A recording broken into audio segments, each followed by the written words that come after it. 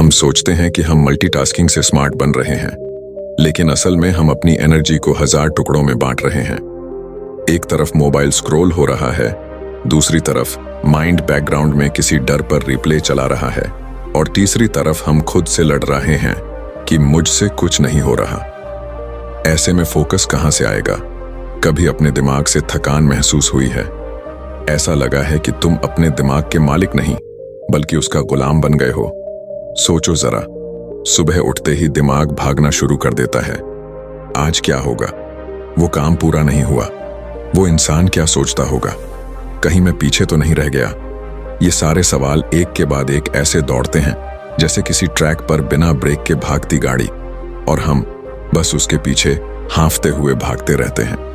कभी कभी तो लगता है कि दिमाग हमारे अंदर नहीं बल्कि हम उसके अंदर कैद हैं, और यही वो पल है जहां से ये किताब हमें बाहर निकालना सिखाती है। लेखक कहते हैं, तुम्हारा दिमाग तुम्हारा सबसे बड़ा दोस्त भी है और सबसे खतरनाक दुश्मन भी। फर्क बस इतना है कि तुम उसे कंट्रोल करते हो या वो तुम्हें। सोचो एक बार, कितनी बार ऐसा हुआ जब तुमने किसी छोटे से डर को इतना बड़ा बना लिया कि वो तुम्हारे फैसले तक खा गया। कभी किसी काम को शुरू करने से पहले ही दिमाग ने बोल दिया, यार ये तो मुझसे नहीं होगा। या फिर किसी गलती के बाद तुम्हारा दिमाग तुम्हें बार बार वही सीन दोहराता रहा, तू बेवकूफ है, तू फिर गड़बड़ कर देगा, और धीरे धीरे वो झूठ तुम्हारे सच बन गए। लेकिन असलियत क्या है? असलियत ये है कि हमारा दिमाग एक रनवे ट्रेन की तरह है। अगर हमने उसे दिशा नहीं दी तो वो हमें खाई में ले जाएगी। रॉब्सबियर्स्की और रॉजर साइप कहते हैं, mind doesn't stop thinking but you can decide what it thinks about. मतलब दिमाग को रोकना नहीं है, उसे रास्ता देना है। और वही रास्ता इस किताब में सिखाया गया है। कैसे तुम अपने रनअवे ब्रेन को फिर से फोकस और रिचार्ज कर सकते हो। किताब की शुरुआत हमें एक बहुत बड़ा आईना दिखाती है कि हमारी जिंदगी की 90% थकान सोचने से आती है, काम करने से नहीं। हम हर वक्त सोचते रहते हैं, क्या गलत हो जाएगा, कौन क्या बोलेगा, अगर मैं फेल हो गया तो। और इस कांस्टेंट वरी की वजह से हमारा माइंड हमेशा अलर्ट मोड में रहता है। जैसे फोन में बैकग्राउंड एप्स बैटरी खा जाते हैं, वैसे ही ये नेगेटिव थिंकिंग हमारी एनर्जी खा जाती है। अब सवाल ये है, अगर माइंड इतना पावरफुल है तो हम इसे अपने खिलाफ क्यों काम करने देते हैं? लेखक कहते हैं, क्योंकि हम अपने दिमाग की डिफॉल्ट सेटिंग पर जी रहे हैं। जैसे नया फोन खरीदो तो उसमें ऑलरेडी कुछ सेटिंग्स होती हैं, ब्राइटनेस, साउंड, ऐप परमिशंस। वैसे ही हमारा माइंड भी सोसाइटी, फियर और एक्सपीरियंसेस के बेसिस पर एक डिफॉल्ट मोड में चलने लगता है, और जब तक हम उसे मैन्युअली चेंज नहीं करते वो वही पैटर्न दोहराता रहेगा। किताब में एक बहुत गहरी बात कही गई है, mind is like a wild horse. अगर तुम उसे डायरेक्शन नहीं दोगे तो वो तुम्हें गिरा देगा, लेकिन अगर तुमने लगाम थाम ली तो वही घोड़ा तुम्हें मंजिल तक पहुंचा देगा। अब डायरेक्शन कैसे देना है, यही है इस किताब का कोर लेसन। लेखक कहते हैं कि सबसे पहले ऑब्जर्व करो अपने माइंड को। जब तुम परेशान होते हो, गुस्सा होते हो, दुखी होते हो, तो बस एक पल रुक कर देखो, मेरे दिमाग में क्या चल रहा है। तुम्हें महसूस होगा कि तुम्हारे अंदर 2 आवाजें हैं, एक डराने वाली और एक संभालने वाली, और ज्यादातर लोग डराने वाली आवाज को ज्यादा सुनते हैं। अब यही पर माइंड मास्टरी शुरू होती है, जब तुम कॉन्शियसली चुनना शुरू करते हो कि किस आवाज को सुनना है, क्योंकि जिस आवाज को तुम सुनते हो वही तुम्हारी जिंदगी बन जाती है। हर दिन जब तुम आंखें खोलते हो, तुम्हारा दिमाग तुम्हें 2 रास्ते देता है, या तो पुराने पैटर्न्स में जीते रहो, जैसे वही डर, वही गिल्ट, वही नेगेटिव सेल्फ टॉक, या फिर आज नया रास्ता चुनो। अपने दिमाग को ऑब्जर्व करो, उसे नया मीनिंग दो और उसे अपने कंट्रोल में लाओ। और ये आसान नहीं है, लेकिन मुमकिन है। लेखक एक एग्जाम्पल देते हैं। एक इंसान था जो हर दिन काम पर जाते वक्त सोचता था, यार ये जॉब मुझे थका देती है, और सच में वो हर दिन थका हुआ महसूस करता था। फिर एक दिन उसने सोचा, अगर मैं यही सोचूं कि ये जॉब मुझे स्ट्रांग बना रही है। बस सोच बदल दी और कुछ हफ्तों में वही इंसान एनर्जेटिक लगने लगा, क्योंकि दिमाग वही रियलिटी बनाता है जो तुम उसे बिलीव करने के लिए देते हो। हम सबके अंदर एक रनअवे ब्रेन है जो लगातार भागता रहता है, कभी भविष्य में डर के पीछे, कभी अतीत की गलती के पीछे, और जब तक हम उसे थाम नहीं लेते वो हमारी शांति, हमारी खुशी, हमारी प्रोडक्टिविटी सब कुछ छीन लेता है। मास्टर योर माइंड सिखाती है कि माइंड को मास्टर करने का मतलब उसे रोकना नहीं, बल्कि उसे सही दिशा देना है। मतलब तुम अपने थॉट्स के ट्रैफिक कंट्रोलर बनो। अब सोचो, अगर तुम अपने दिमाग से सच में दोस्ती कर लो तो क्या होगा? हर मॉर्निंग तुम ग्रेटफुल फील करोगे, हर स्ट्रेस सिचुएशन में क्लैरिटी रहेगी और हर प्रॉब्लम एक लर्निंग लगेगी। माइंड मास्टरी का मतलब यही है, अपने दिमाग को डर से नहीं, समझ से चलाना। कभी गौर किया है कि जब तुम किसी काम में पूरी तरह डूब जाते हो, जैसे कोई पेंटिंग बनाते वक्त, कोई गेम खेलते वक्त या कोई गाना सुनते वक्त, तो उस वक्त दिमाग शांत हो जाता है। वो भागता नहीं, बस बहता है, और वही स्टेट होती है फोकस्ड माइंड की। लेखक रॉब ज़बीर्स्की और रॉजर साइप कहते हैं कि यही वो पल है जब इंसान अपने सबसे प्रोडक्टिव और पीसफुल जोन में होता है। लेकिन आज की दुनिया में ये पल मिलना लगभग नामुमकिन सा लगता है, क्योंकि हमारा ध्यान हर वक्त खींचा जा रहा है नोटिफिकेशंस, कंपैरिजन, फियर और ओवरथिंकिंग के सिग्नल से। हम सोचते हैं कि हम मल्टीटास्किंग से स्मार्ट बन रहे हैं, लेकिन असल में हम अपनी एनर्जी को 1000 टुकड़ों में बांट रहे हैं। एक तरफ मोबाइल स्क्रॉल हो रहा है, दूसरी तरफ माइंड बैकग्राउंड में किसी डर पर रिप्ले चला रहा है, और तीसरी तरफ हम खुद से लड़ रहे हैं कि मुझसे कुछ नहीं हो रहा। ऐसे में फोकस कहां से आएगा? लेखक कहते हैं, फोकस एक स्किल नहीं, एक हैबिट है, और हर हैबिट की तरह इसे भी प्रैक्टिस से मजबूत किया जा सकता है। तुम्हारा माइंड वो करता है जो तुम रोज उसे सिखाते हो। अगर रोज तुम कंफ्यूजन, डिस्ट्रैक्शन और कंप्लेंट पे एनर्जी देते हो तो माइंड उसी को नॉर्मल मान लेता है। लेकिन अगर रोज कुछ मिनट तुम उसे साइलेंस और क्लैरिटी देते हो तो धीरे धीरे उसका डायरेक्शन बदलने लगता है। अब सवाल ये है, कैसे सिखाएं अपने रनअवे ब्रेन को रुकना, ऑब्जर्व करना और दोबारा फोकस करना? किताब इसके लिए बहुत प्रैक्टिकल तरीका बताती है। 3 छोटे लेकिन जादुई कदम: पॉज, ऑब्जर्व, रीडायरेक्ट। पहला कदम है पॉज। मतलब जब भी दिमाग भागना शुरू करे, एक पल ठहर जाओ, सांस लो, बस महसूस करो कि दिमाग भाग रहा है। इसे रोकने की कोशिश मत करो, बस देखने की कोशिश करो, क्योंकि अवेयरनेस ही पहला कदम है चेंज की ओर। दूसरा कदम है ऑब्जर्व। अपने विचारों को देखो जैसे कोई आउटसाइडर देख रहा हो, जैसे तुम खुद को दूर से देख रहे हो। सोचो, क्या ये थॉट मेरे काम का है या ये मुझे ड्रेन कर रहा है? अगर वो थॉट तुम्हें कमजोर कर रहा है तो उसे जाने दो। तीसरा कदम है रीडायरेक्ट।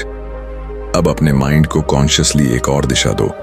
जैसे अगर तुम्हारा दिमाग कहे मुझसे नहीं होगा, तो खुद से कहो देखते हैं कितना होता है। छोटा सा बदलाव, लेकिन यही से माइंड की ट्रेन दूसरी पटरी पकड़ लेती है। लेखक कहते हैं, the mind is an amazing servant but a terrible master. अगर तुम उसे सही काम दोगे तो वो चमत्कार करेगा, लेकिन अगर तुम उसे फ्री छोड़ दोगे तो वो तुम्हें खुद से दूर ले जाएगा। अब चलो थोड़ा रियल लाइफ एग्जाम्पल लेते हैं। एक आदमी था जिसने हर वक्त अपने काम में गुस्सा महसूस किया। हर सुबह उठते ही सोचता, मेरा बॉस मुझे वैल्यू नहीं करता, मेरी जिंदगी खराब है। धीरे धीरे ये पैटर्न उसके दिमाग का हिस्सा बन गया। फिर उसने इस किताब की ये टेक्निक अपनाई, पॉज, ऑब्जर्व, रीडायरेक्ट। जब भी गुस्सा आता वो रुकता, सांस लेता और खुद से कहता, ये इमोशन मेरा कंट्रोल नहीं करेगा, मैं इसका मीनिंग बदल दूंगा। 3 हफ्ते बाद उसने पाया कि वही जॉब अब उतनी बुरी नहीं लगती, क्योंकि रियलिटी नहीं बदली थी, परसेप्शन बदल गया था। अब बात करते हैं एनर्जी की, क्योंकि बिना एनर्जी के फोकस टिकता नहीं। आज इंसान फिजिकली नहीं, मेंटली थका हुआ है। किताब कहती है, हर थॉट तुम्हारी एनर्जी या तो खींचता है या बढ़ाता है। तो तुम्हें यह सीखना है कि कौन से थॉट तुम्हारी बैटरी ड्रेन कर रहे हैं। लेखक एक सिंपल ट्रिक बताते हैं, नोटिस योर बॉडी। जब कोई थॉट आता है, देखो तुम्हारा शरीर क्या कह रहा है। अगर बॉडी टाइट महसूस करे, सांस तेज हो जाए, तो समझो वो थॉट तुम्हारी एनर्जी खा रहा है।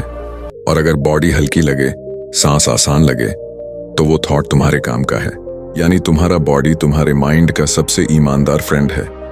अब ये सब सुनकर एक बात साफ होती है, माइंड मास्टरी एक बार का काम नहीं, ये रोज की प्रैक्टिस है।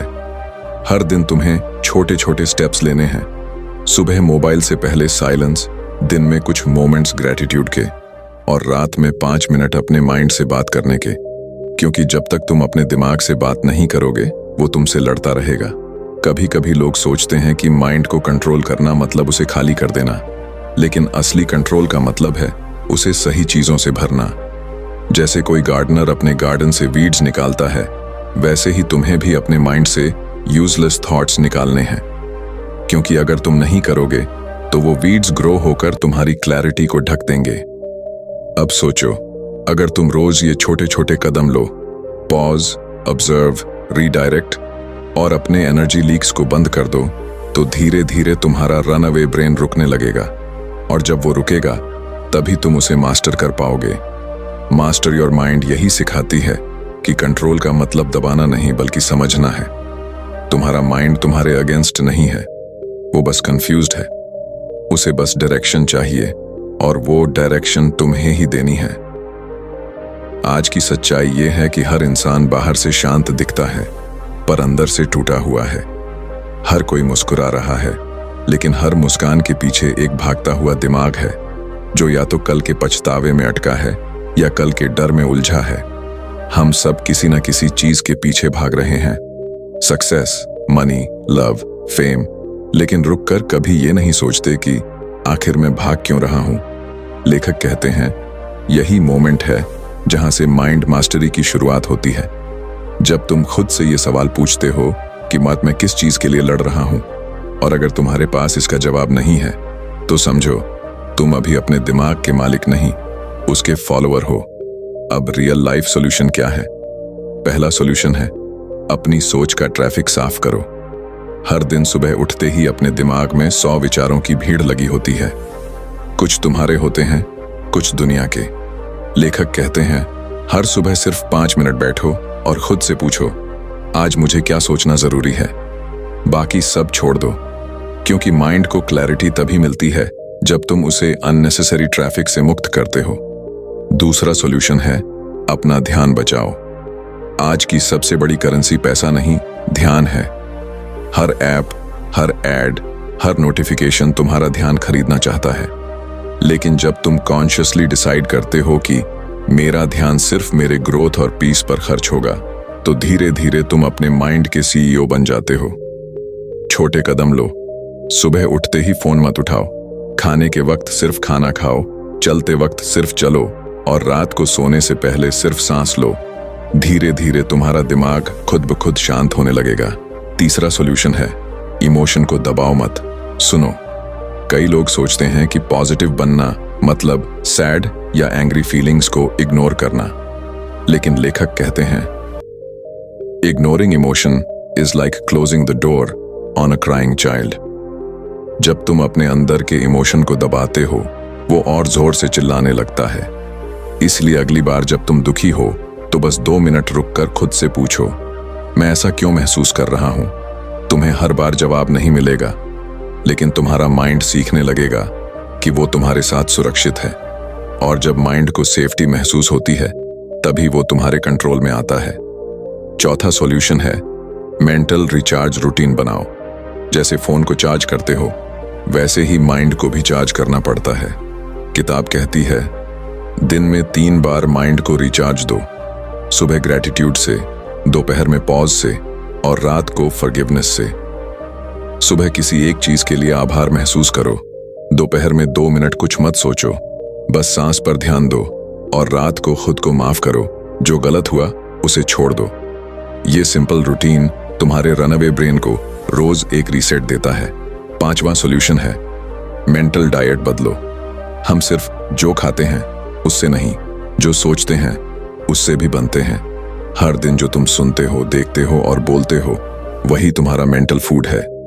अगर रोज नकारात्मक खबरें, दूसरों से कंपैरिजन और कंप्लेंट तुम्हारा मेंटल ब्रेकफास्ट है, तो दिन भर एंजाइटी और फ्रस्ट्रेशन तुम्हारा लंच बन जाएगा। इसीलिए अपने मेंटल डाइट को साफ रखो। ऐसे लोग सुनो जो तुम्हें उठाते हैं, ऐसे शब्द बोलो जो तुम्हें हल्का करते हैं, और ऐसे विचार सोचो जो तुम्हें मजबूत बनाते हैं। छठा सॉल्यूशन है एक्शन लो, रिएक्शन नहीं। आज के जमाने में हर चीज पर इंस्टेंट रिएक्शन देना नॉर्मल बन गया है। किसी ने कुछ कहा, तुरंत गुस्सा, कुछ गलत हुआ, तुरंत पैनिक।